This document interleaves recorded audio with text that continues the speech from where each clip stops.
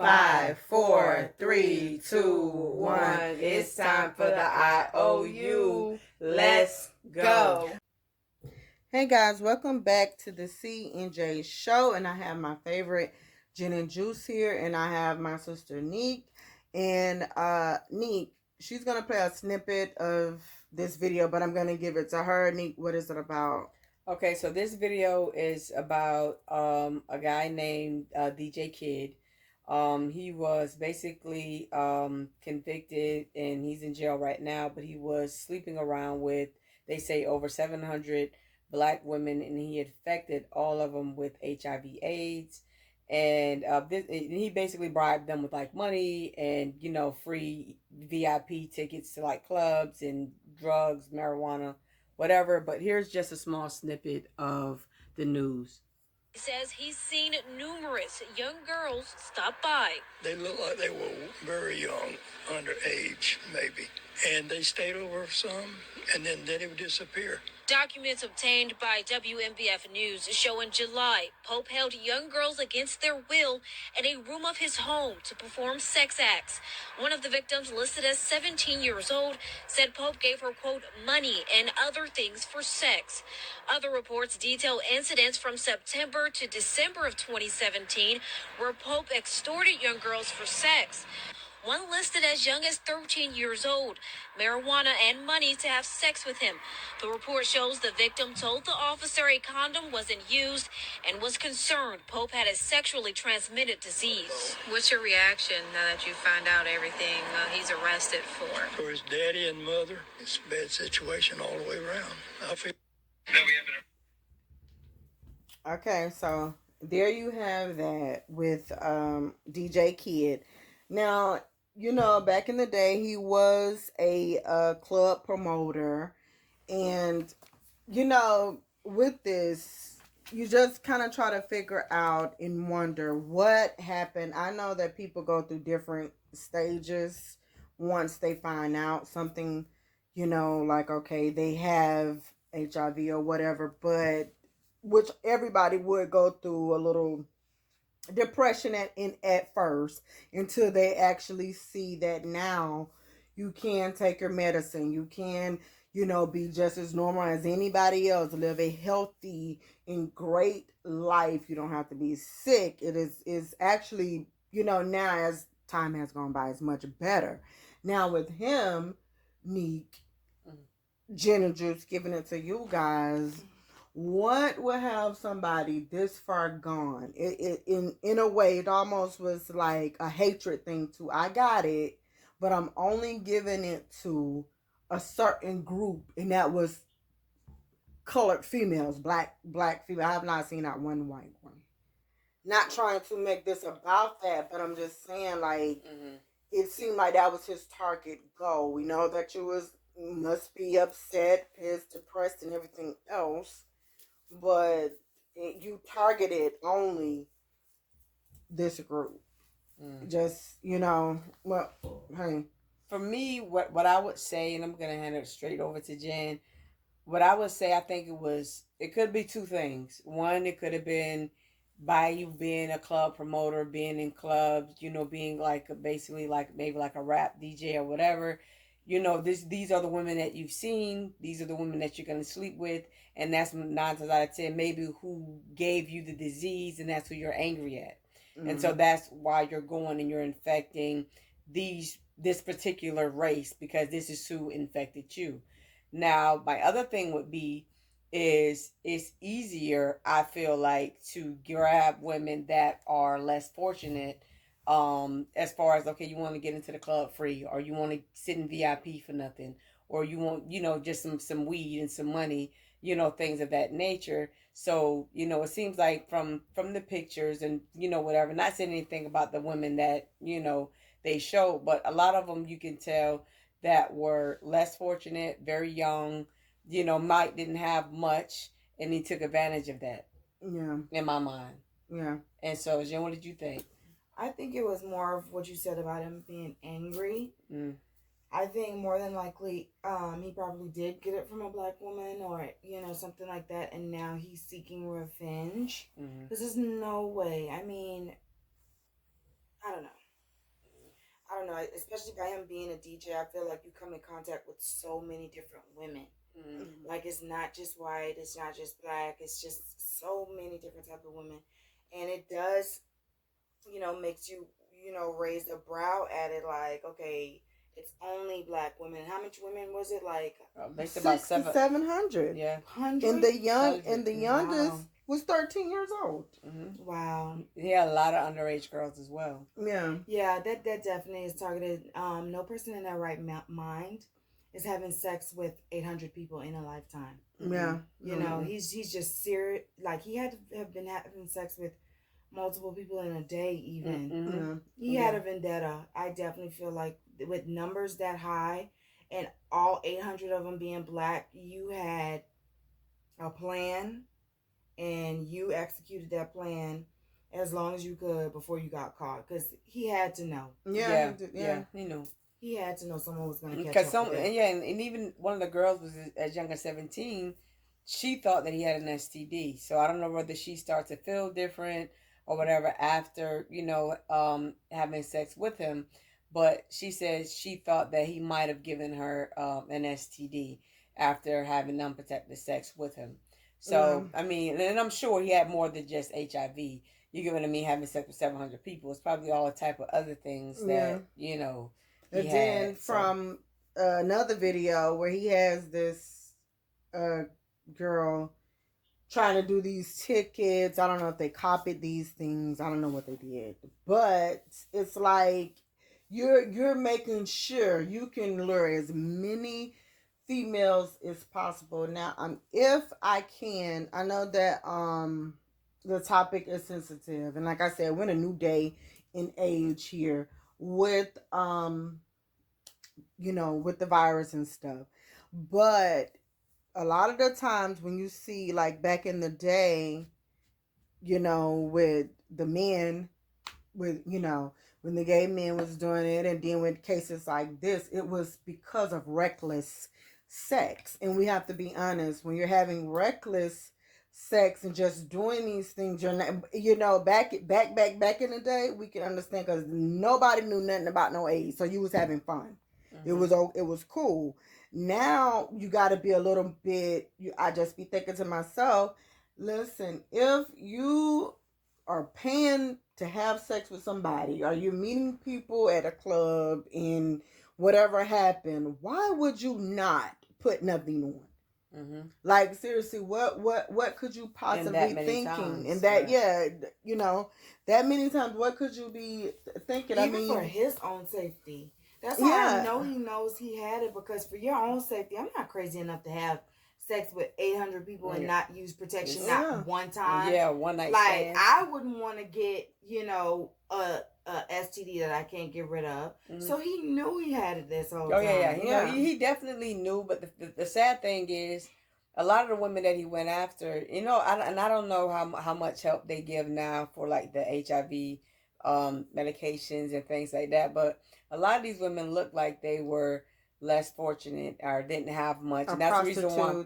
Yeah, that's the reason why they are, sleeping with him for some money or things like that. So God forbid it goes from HIV to AIDS and they have a slow, painful death. It's not a good thing to watch somebody go through just because they've fallen on hard times, or maybe they can't kick their habit, or maybe don't have family that can help them out at the time.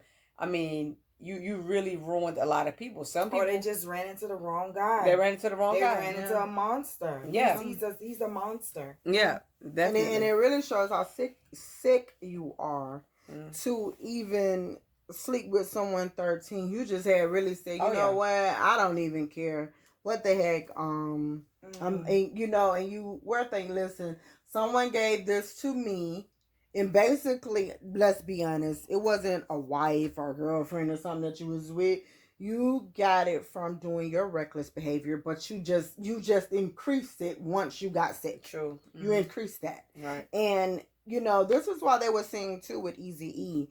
I know they were trying to say that it was the needle. It was the needle, but, we did heard, we heard Snoop Dogg and them on the thing. Just basically saying it was just some times where they were trying to tell him to slow down. Don't, You're being a little too wild out there.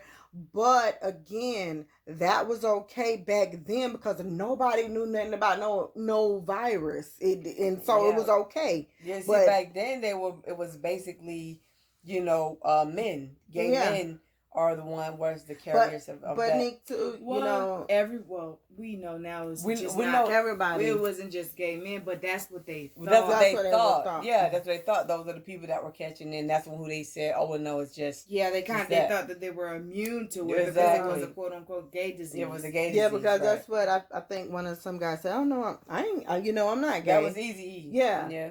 But see, like Snoop. Well, Snoop Dogg did made the comment, and Dr. Dre, that there was a lot of times he loved women, and he was just. And if Snoop Dogg telling you need to slow down, you probably need to slow down. Yeah, especially back then. I mean, if Snoop Dogg was telling you back then, like, look, man, you might not want to do that tonight. Yeah, you probably was going real crazy. Yeah, you was just very happy and excited, and hey, let's be honest, I don't blame you for being happy and excited, especially if you can do that without nothing, and especially But that happened, but we may have a part 2 to this. Only thing, guys, with this that I'm gonna say with it, we're living in a totally new, different time where if you HIV is nothing. It's nothing, but you still want to protect yourself. You can live a healthy, normal life. You still have life yourself. Anything that you do to affect somebody, you do it on purpose. You just become the worst scumbag. I don't care who it is and what. And then for that reason, then now we have to target you in the sense that we don't want to target you with and say different things. This was a very nasty, grimy, stupid act on his behalf. And then you only went and did this to a certain group of people. No, just if that was the case, you found out it, just jump. Yeah, no, the bridge was right there. If you felt like your life was over, there's so many bridges. Get on in there, and I can think of a billion ways that you can die, 1,000 ways that you can die. But I feel like he should have gotten. Don't do this. I feel like he should have gotten therapy because I think that it is a very frustrating and aggravating. You know what I mean? I'm pretty sure he was depressed. He was angry. There's a lot, and a lot of people, the first thing they think of is revenge. Obviously, it takes a very selfless person to say, you know what, I'm going to do away with myself because I'm just too sad. Yeah. But the average person, when somebody does something to you, you want revenge. You want, to see what you can get back. And if that was the case, do it to that person if you had to. Don't do it to nobody, but do it to that person. When you do start saying innocent people you're meeting, I don't care if they prostitutes or not, and then you got the little kids that's 13 years old, and you see that they're probably homeless halfway or whatever they're doing, and you just, and they see you, don't know, you just, oh my God, hey, how you doing? Yeah, being nice, and you got in your mind, oh, please. Yeah, in the minute you saying hi, in the minute you're gonna be saying bye. I mean, outlive you. Mm-hmm. That's not good. You as a monster. Yeah. If I had the electric chair, I'd give it to you right now. Oh yeah, but I can't. So yeah. Jen, your thing, because we're gonna close this out. Yeah, I think I would just I would evaporate this guy as quickly as possible from the face of this planet if I had my way, because to put theoretically speaking, 800 women into this position where A, they can possibly die from this if they don't seek the proper treatment, or B, they have to live a lifetime of, taking meds and doing, those different things because of this disease that you purposely inflicted on them. Yeah. I just don't understand how you can do that 800 times. You wake up every day and you say, you know what, I'm going to infect somebody else or multiple people today. Time after time. Where did he have the energy? When was he sick? Do you ever have downtime? Like, did anything in his mind cross his mind? Like, okay, I'm wrong in doing this. After 800 times. Yeah, 700. 700 times. You never felt like... And we could probably increase it to 8 because ain't some of it he probably ain't telling. It probably was even more than that. How could you even keep count at that point? Yeah. You know, nothing in you said that, you know what, this is wrong. Mm-hmm. Yeah. Mm-hmm. Even after the first 100. God. Heck, what about the first 10? I feel just so slutty. Like, you know what? I'm so filthy and dirty. I got up with 10 people, and I didn't care how I did it. And these ain't like 10 clean people not saying anything. These are people that was in the streets that he probably knew to was already sick. Who knows? So that makes it even more worse. But in here, well, guys, listen, that's our IOU. We gave it to you, and yes, we're going to take this trash out right now ourselves. Mr. DJ Kid Pope, you are disgusting. You should probably jump off the nearest bridge, go get that sheet, wrap it around yourself while you're in that cell. And while you're in the cell, go ahead. Yes, I mean that. You should do those things because you on purposely took other innocent people's lives, and out of 800 people that you know, I'm pretty sure half of them probably depended, trusted, and liked you, and they ain't know what they was running into. Mm-hmm. So yeah, you deserve it, you scum. So that's it from the C&J show. We may have a part 2 to this. I don't know. It's just sad. But guys, one more thing that we do want to say. Having HIV now is okay. They have different things you can take. They even have PrEP now that you can use with, before. You can take that. You could do things. Don't look at it if you do find out you have it. Don't look at it as a death sentence. It is not. You can get the help, especially if you are willing to eat properly, work out the right way, do things the right way. It's just nothing. We have someone in the family. We know someone, you know. Right. Yeah. Mm-hmm. So that's that. Yeah. That's it. We're saying that because we do, and we know somebody. But at the same time, guys, we also go to the centers. We're helping, and we see that you can live a very healthy life with nothing. Okay? Mm-hmm. So spread that message. You don't have to get revenge. Don't be, sad about it, depressed. Try to achieve some type of goal of saying, I'm here to live and this happened, but be an advocate to it. Okay, we're out.